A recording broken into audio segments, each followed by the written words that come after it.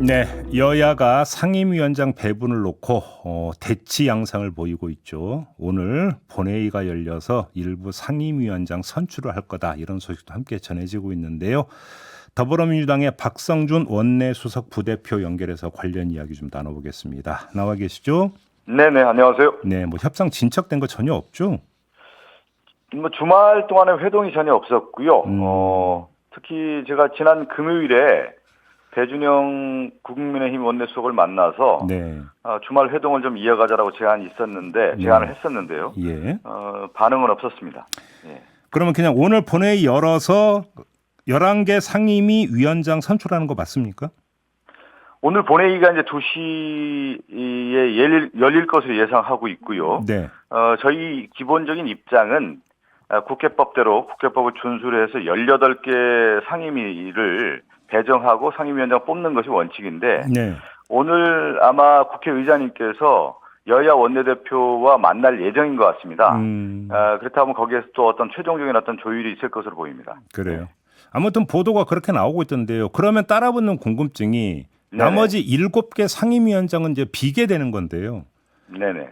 자, 그렇게 계속 둘 수는 없는 거 아니겠습니까? 그러면 그렇죠. 예. 자, 국민의힘이 여기에도 응하지 않아서 어쩔 수 없이 민주당이 나머지 7개 상임위원장도 일단은 가져간다라고 하는 그 시한을 언제로 설정하고 있는 겁니까? 뭐 시한을 미리 얘기할 필요는 없는 것 같고요. 오늘 일단 본회의가 열려서 어떻게 처리될지 좀 지켜봐야 될 것 같고요. 만약에 이제 금요일에 발표됐던 11개 상임위원장이 우선적으로 선출이 된다고 하면은 지금 앵커께서 말씀하신 것처럼 한 7개 상임위가 남지 않습니까? 네. 그렇다고 하더라도 지금 이제 국내 경제 상황이라든가 정치 상황을 고려했을 때 신속하게 처리하는 것이 국민들의 민심을 받드는 거기 때문에 이번 주 안에는 처리해야 된다고 봅니다. 예. 처리라는 게 어떤 처리를 말씀하시는 겁니까? 지금 말씀하신 것처럼 상임위를 위원장을 선출하는 게 맞다. 나머지 7개, 나머지 7개 선출. 만약에 오늘 11개가 처리되고 나머지 처리가 되지 않는다고 하면 선출되지 않는다. 처리보다는 선출이라는 표현이 맞겠네요. 본회의가 열어서 이번 주 안에는 선출을 해서 지금 국회 일정이라든가 지금 경제 상황이라든가 정치 일정을 고려했을 때는 이 상임위가 신속하게 가동이 돼야 된다. 그런 말씀을 드리는 겁니다. 이번 주 안으로 이번 주를 넘길 수는 없다 이런 말씀이시네요. 그렇죠. 그러면 그 의원들의 상임위 배정은 어떻게 되는 겁니까? 이미 저희는 상임위 배정을 마쳐서 제출한 상태고요. 지난 금요일 날 밤 12시까지 국회의장께서 18개 상임위 명단, 그러니까 배정을 해서 제출하라고 했지만 저희는 오후 5시쯤 제출을 했고요. 국민의힘은 제출하지 않은 상태입니다. 그러면 국회의장이 그냥 알아서 배정을 하게 되는 겁니까, 그러면? 그거는 국회의장이 배정을 할 수가 있는 겁니다. 왜 그러냐면 국회법을 준수하지 않은 상태에서 상임위가 가동이 돼야 되기 때문에 그렇다고 하면은 국민의힘에 있는 22대 국회의원 명단을 보고 상임위를 배정해서 상임위 가동을 할 수가 있는 겁니다. 그러면 지금 최소한 11개 상임위 같은 경우는 바로 내일부터 상임위 활동 개시가 이루어지는 거겠네요, 그러면? 그렇게 오늘 상임위원장 선출이 된다고 하면 바로 가동이 될 수 있다고 봅니다. 저 그러면 하나 좀 궁금한 게 있는데 지금 이제 갑자기 현안으로 떠온 게 석유 문제 있지 않습니까? 네네네. 지금 이게 이제 산자유 소관이잖아요. 네네네. 근데 지금 민주당이 일단은 먼저 선출하기로 했던 11개 상임위에 산자유는 포함이 되어 있지 않던데 이게 지금 신속을 요하는 사안 같은데 어떻게 이 문제를 처리할 수 있습니까? 그와 같은 맥락이죠. 그래서 저희가 11개뿐만 아니라 지금 나머지 7개 상임위원장 선출에 대한 부분도 현안이 워낙 급박하게 돌아가고 있고 국정의 원만한 운영을 위해서도 견제를 하기 위해서도 이런 산업자원위원회의 선출도 필요한 겁니다. 그렇기 때문에 이번 주를 넘겨서는 안 된다는 말씀 드리는 겁니다. 그러면 이게 지금 석유 문제 같은 경우는 상임위 차원에서 해당 부처 관계자나 불러갖고 질의응답하는 수준으로 지금 해소될 수 있다고 보십니까? 아니면 예를 들어서 국정조사나 이런 게 필요하다고 생각하십니까? 지금 이제 국정조사까지는 저희가 고려하고 있지는 않은데 아직까지는요. 현안 질의뿐만 아니라 예를 들어서 지금 상임위를 가동을 하면은 현안 보고하고 정부의 보고를 받게 돼 있습니다. 근데 지금 상태를 보면은 국민의힘이 들어오지 않을 가능성이 크고 정부 관계자도 안 들어올 가능성이 크기 때문에 그러면 상임위를 가동한 이후에 우리가 어떻게 할 건가에 대한 부분도 좀 고려하고 있습니다. 지금 보도를 보면 여권에서 이런 이야기가 나온다고 합니다. 자, 그러면 네네. 시행령으로 우리는 행정 펴면 된다. 네네. 이런 이야기가 나오고 있다고 하는데 이건 어떻게 평가를 하십니까? 지금 우리가 이 입법의 모든 과정들이 이제 그 국회를 통해서 이루어져야 되는데 지금 윤석열 정권 같은 경우는 시행령을 통해서 지금 정치를 하고 있지 않습니까? 네. 통치를 하고 있단 말이죠. 예. 이 부분에 대한 것도 저희가 시행령에 의한 입법권에 대한 침해 요소에 대한 것도 견제를 해야 되기 때문에 예. 앞으로 이걸 어떻게 할 건가 법적인 문제를 22대 국회에서도 이 문제를 해결해야 할 과제로 하나라고 보고 있습니다. 아, 예. 그래요? 이게 좀, 어차피 발의됐는데 네. 이제 또 이제 국회가 바뀌었기 때문에 다 폐기됐겠네요. 예. 그럼 다시 발의해야 되겠네요. 이 문제 같은 경우도. 예. 지금 국민의힘 같은 경우는 당 정책위 산하에 15개 특위를 구성했다고 하는데요.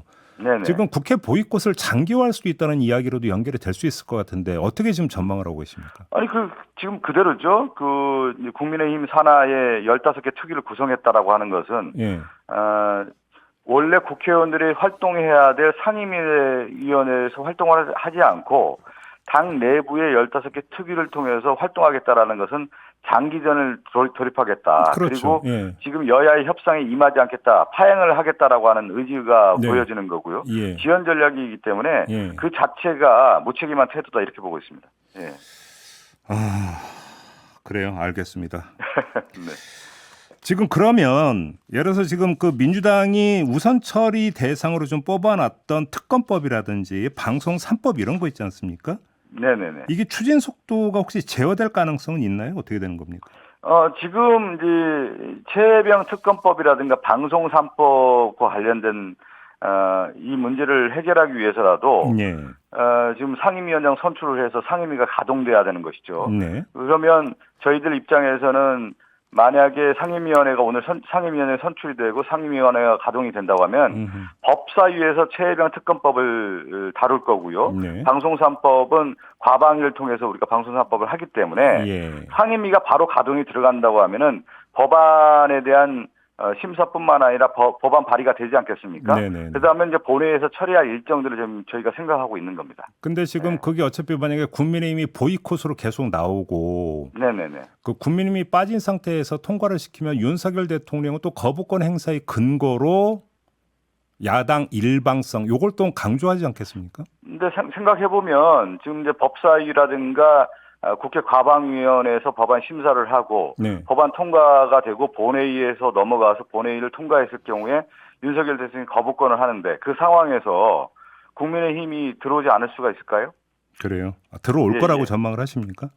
아니 예를 들어서 거부권을 행사하고 국회 본회의에서 처리를 한다고 하면은 재의결할 때 말씀하시는 거죠? 재의결할 때 국회 국민의힘 의원들이 안 들어올 수가 있을까요? 그리고 또 하나가 상임위원회에서 이제 국회법에 정해진 대로 저희가 최혜병 특검법이라든가 방송 3법에 대한 법안 심사뿐만 아니라 이제 논의 과정이 쭉 이어지지 않겠습니까? 네네네. 그러면 제가 생각할 때는 어쨌든 국회의원으로서 해야 될 가장 중요한 일이 상임위 활동이란 말이죠. 예. 이러한 상임위 활동들이 진행되는 과정에서 국민의힘 의원들이 들어오지 않았고 이걸 파행시켰다고 했을 경우에 그런 정책 책임과 부담감에 대해서 벗어날 수 없다고 봅니다. 오히려 재의결에는 참여 안 할 수가 없으니까 그때는 돌아올 것이다. 그 이전부터 이제 아마 법안 상임위가 가동이 된다고 하면은 저는 현안질의뿐만 아니라 그리고 이제 만약에 이런 현안질이라든가 정부 보고가 제대로 안 된다고 하면은 청문회 형태라든가 이런 걸 통해서 증인들을 출석시킬 수가 있는 거기 때문에 그러한 차원까지 다 고려하고 있습니다. 지금 그 일부 개각이 있을 예정이라는 보도가 나오고 있는데 개각이 되면 당연히 인사청문회를 거쳐야 되는 거 아니겠습니까? 이때도 그렇죠. 혹시 국민의힘이 인사청문회를 보이콧하기 힘들 거다고 보십니까? 아니 국회에서 해야 될 역할 중에 하나가 주요 인물에 대한 인사청문회 아닙니까? 그러면 이런 인사청문회까지 거부할 수 있고 그 빈좌석을 놔둘 수가 있을까요? 알겠습니다.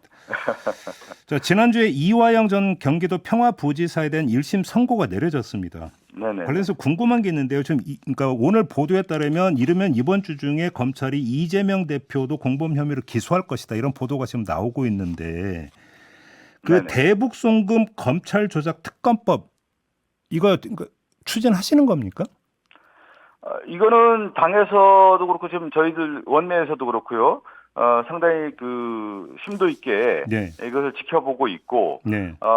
특히 윤석열 정권 들어서서 검찰에 의한 이 사건 조작이라든가 네. 증인에 대한 회유 정황들이 드러나고 있기 때문에 네. 이 검찰의 이 과도한 권력 남용에 대해서는 그대로 둘 수는 없다라고 하는 것이 대체적인 여론인 것 같습니다. 그렇다고 하면은 특히 이제 김성태 전 회장에 의한 대북 송금 문제가 국정원 보고서도 드러나고 있는 상황이란 말이죠. 네. 국정원 보고서에서 김성태 전 회장이 주가 조작에 관련된 부분이 드러나고 있는데 오히려 본질이 대북 송금으로 좀 바뀌었단 말이에요. 그럼 이게 도대체 어떻게 된 거냐에 대한 것들은 사건에 대한 실체적 규명이 필요한 거기 때문에 네. 우리가 특검법이 필요하다라고 하는 생각을 갖고 있긴 합니다. 갖고 있습니다. 네. 특검법이 필요하다. 네, 예.